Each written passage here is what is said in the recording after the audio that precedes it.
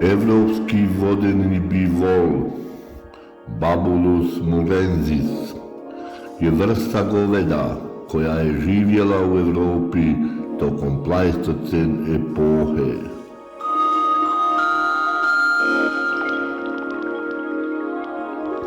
Bio je od 2,5 do 2,80 metara dugačak, visok od 1,60 m do 1,85 m u grebenu, te težio oko 500 do 1100 kg.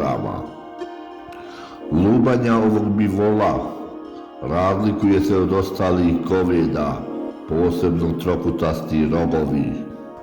Rasprostranjenost evropskog vodenog bivola protezala se od Francuske preko Njemačke i Holandije, pa sve do Rumunije na istoku.